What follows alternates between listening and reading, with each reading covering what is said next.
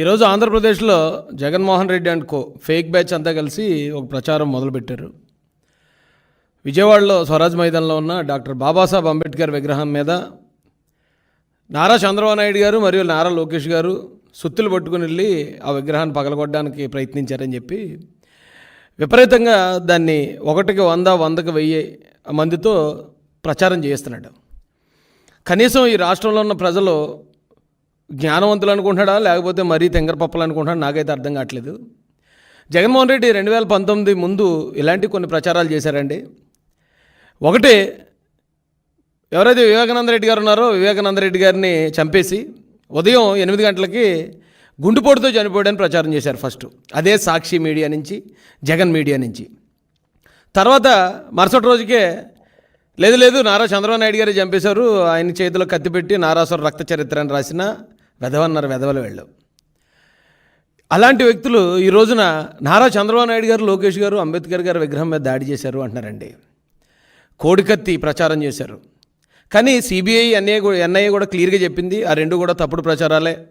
Jaganmohan Reddy and బ్యాచే Vivekananda Reddy గారిని చంపిందని తెలియజేశారు.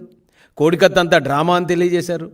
దీంతోపాటు నారా చంద్రబాబు నాయుడు గారి మీద ఎస్సీలుగా ఎవరైనా పుట్టాలనుకుంటారా అని అన్నారు అని ముందు వెనక కట్ చేసి ఓ తప్పుడు ప్రచారం చేశారండి. నిజానికి అప్పుడు చంద్రబాబు నాయుడు గారు ఇక్కడున్న ఈ 2 కులాలు, 1 ధనవంతులు, 2 పేదలు, నేను ఎప్పుడు పేదల పక్షాన ఉంటానన్నాడు మహానుభావుడు. ఆ మాటను కూడా వక్రీకరించి దళితులకు వ్యతిరేకంగా మాట్లాడాడు, ఎస్సీలని పుట్టుకుని అవమానించారు చంద్రబాబు నాయుడు గారని చాలా విపరీతంగా అప్పుడు కూడా ప్రచారం చేశారు. దాంతోపాటే మొన్న నారా లోకేష్ గారు దళితులకి జగన్మోహన్ రెడ్డి పీకిందేం లేదు పొడిచిందేం లేదని అంటే ఆ మాటను ముందు వెనక కట్ చేసి దళితులు పీకిందేం లేదు పొడిచిందేం లేదన్నారు నారా లోకేష్ గారని తప్పుడు ప్రచారం చేసిన తప్పుడు యాదవులండి.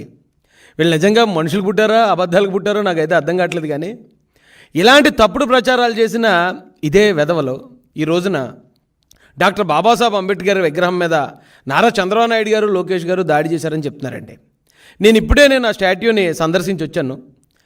అక్కడ చూస్తే బాబాసాహెబ్ అంబేద్కర్ గారి విగ్రహం 125 అడుగులు ఉన్నా సరే ఆ విగ్రహాన్ని డామినేట్ చేస్తూ ఇంతంత తాటిగా ఎంత అక్షరాలతో వైఎస్ జగన్మోహన్ రెడ్డి అని పెద్ద అక్షరాలతో పేరు రాసుకున్నాడండి. ఇతను పేరు రాసుకుంటే ఎవడికో నచ్చలేదు.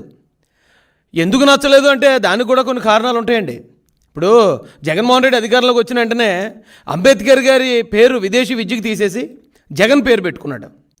అలాగే హెల్త్ యూనివర్సిటీకి ఎన్టీఆర్ గారి పేరు తీసేసి వైఎస్ రాజశేఖర రెడ్డి పేరు పెట్టుకున్నాడు. అయితే ఎవడో అమాయకుడు ఒకవేళ గవర్నమెంట్ మారితే ఇలా పేరు తీసేయలేమో, జగన్మోహన్ రెడ్డి పేరు కూడా తీసేసి ఇక్కడ చంద్రబాబు నాయుడు గారి పేరు ఎట్టాలేమో, ఒకవేళ జగన్మోహన్ రెడ్డి మర్చిపోయారేమో ఈ గవర్నమెంట్ అని చెప్పి ఎవడో పీకి పారేసి ఉంటాడు. అది ఎవరైతే పీకేశారో తెలుగుదేశం పార్టీ నుంచి మేము ఖండిస్తున్నాం. అలాంటి దాన్ని కూడా ఖచ్చితంగా వారి మీద కూడా పార్టీ చర్యలు తీసుకుంటుంది. తెలుగుదేశం పార్టీ అధికార ప్రతినిధిగా నేను ఖండించిన ఒక దళితుడిగా నేను చాలా ఆనందపడ్డానండి అతను చేసిన పనికి. ఎందుకంటే జగన్మోహన్ రెడ్డి పేరు అంబేద్కర్ గారి కాళ్ళ దగ్గర ఉండటానికి కూడా అతనికి అర్హత లేదండి.